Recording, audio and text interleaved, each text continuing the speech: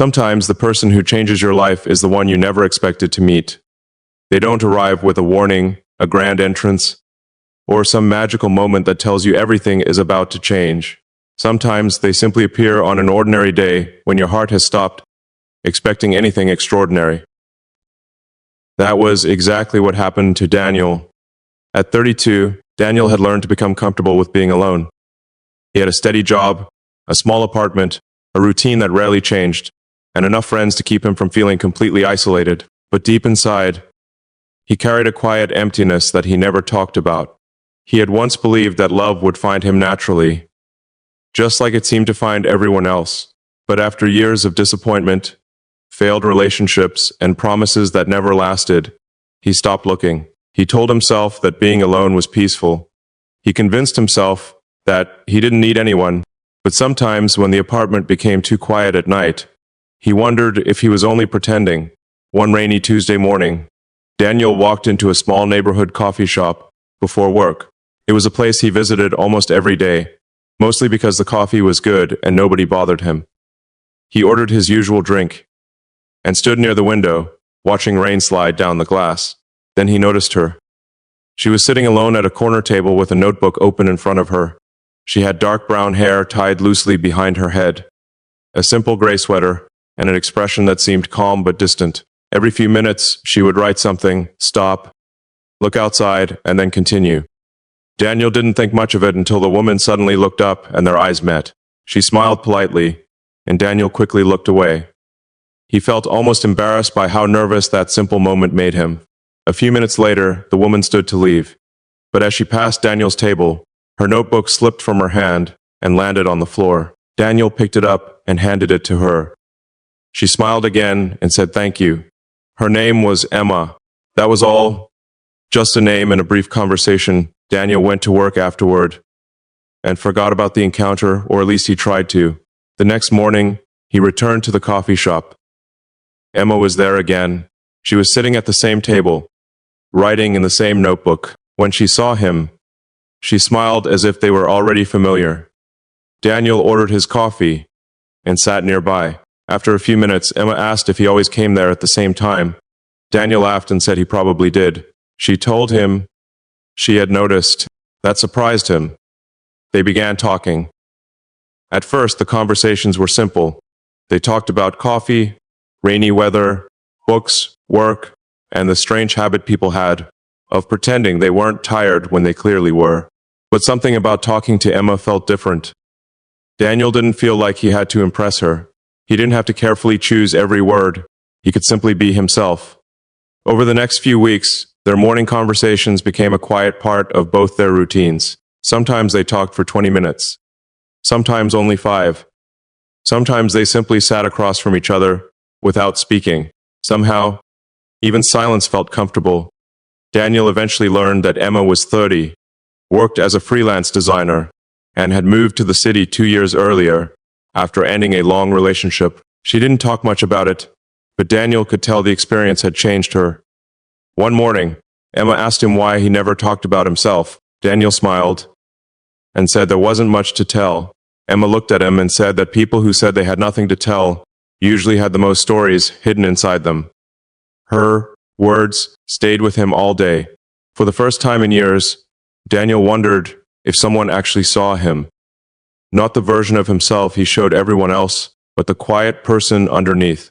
Their friendship slowly grew. They started walking together after coffee. They discovered a small bookstore nearby and spent hours browsing shelves. Emma loved old novels, while Daniel preferred biographies.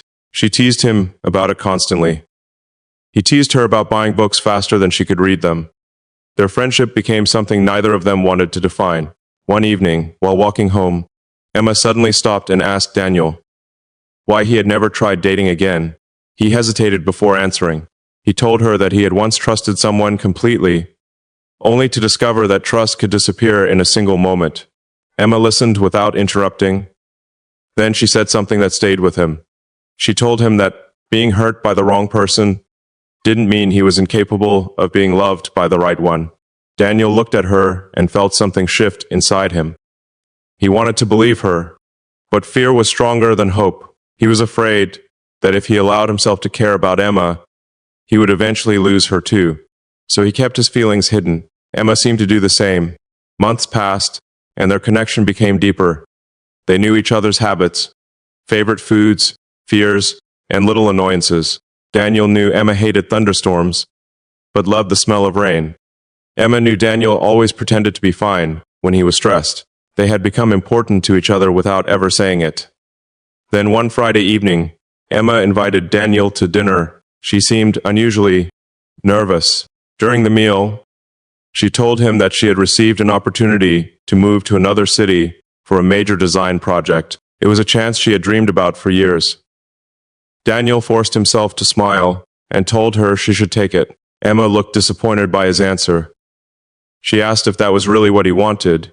Daniel said he wanted her to be happy. Emma quietly asked whether he would miss her. Daniel looked down at his hands. He wanted to say yes. He wanted to tell her that the thought of waking up and not seeing her at the coffee shop terrified him, but fear stopped him again. He simply said that things would be different. Emma nodded, but her eyes told him that his answer had hurt her. That night, they said goodbye outside her building. Daniel walked home alone in the rain, realizing something painful. He had spent years afraid of losing someone, and because of that fear, he had never allowed himself to truly have someone. For the first time, he understood that sometimes the biggest risk wasn't loving someone, it was staying silent. When you finally found someone worth loving, the next morning, Daniel woke up before sunrise. He knew he had only one choice. He got dressed, ran through the empty streets, and hurried toward the coffee shop. But when he arrived, Emma wasn't there. Her usual corner table was empty. On it was a small notebook. Daniel walked closer and saw his name written across the first page. Daniel stood frozen beside the table, staring at his name written in Emma's handwriting. His hands trembled slightly as he opened the notebook. The first page contained only a few words. Emma had written that she had never expected to meet someone like him. She wrote about the first morning they met, the spilled notebook, the awkward smile, and the conversations that slowly became the best part of her day. Daniel continued reading, and with every sentence his heart felt heavier.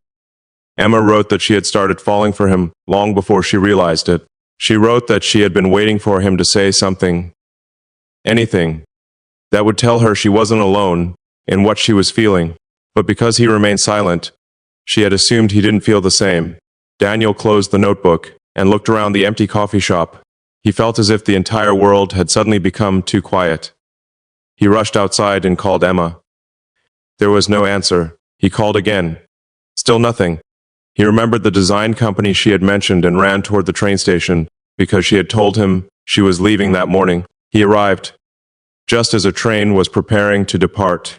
People moved quickly around him, carrying bags and saying goodbye to loved ones. Daniel searched every face until he finally saw Emma standing near the platform entrance. She was holding a suitcase and looking down at her phone. Daniel called her name. She turned around. For a moment, neither of them moved. Then Emma walked toward him. She looked surprised, almost confused. Daniel told her he had read the notebook. Emma's face turned red, and she looked away. She apologized for leaving it behind, saying she hadn't wanted him to read something so personal. Daniel shook his head. He told her that the notebook was the reason he had finally understood what he had been too afraid to admit. He told her that he loved the mornings with her. He loved her laugh, her stubbornness, her strange obsession with books, and the way she noticed things nobody else noticed. He told her that she had entered his life without asking for anything and somehow made everything feel different. Then he finally said the words he had been afraid to say. He loved her. Emma's eyes filled with tears. She told him she had spent weeks convincing herself that he didn't feel the same. Daniel admitted that he had been afraid. He was afraid that if he loved her, he would lose her. Emma smiled sadly and told him that love had never promised that people would never leave. It only gave them a reason to choose each other while they were together. The train announcement echoed across the station. Emma had to make a decision. Daniel told her he didn't want to stop her from following her dream. He didn't want her to choose between her future and him. He only wanted her to know that if she still wanted him in her life, he would be there. Emma looked at him for a long moment and then asked if he really meant it. Daniel said yes. She stepped closer and held his hand. She told him she had spent years believing that special connections were supposed to be perfect from the beginning, but meeting him had taught her something different. Sometimes a special connection was simply finding someone who made you feel safe enough to be yourself.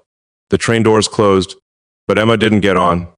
She had decided to take the opportunity, but she would not let distance decide the future of their relationship. They agreed to try. It wasn't a perfect plan. They didn't know how often they would see each other or how difficult the distance might become. But for the first time, both of them understood that love wasn't about having every answer. It was about being willing to face the questions together. The months that followed were not easy. Emma moved away for her project, and Daniel returned to his ordinary routine. But now his mornings felt different. They talked every day. Sometimes they spoke for hours. Sometimes they only exchanged a few messages. They learned how to miss each other without allowing distance to create doubt. Daniel visited Emma whenever he could, and Emma returned whenever her schedule allowed.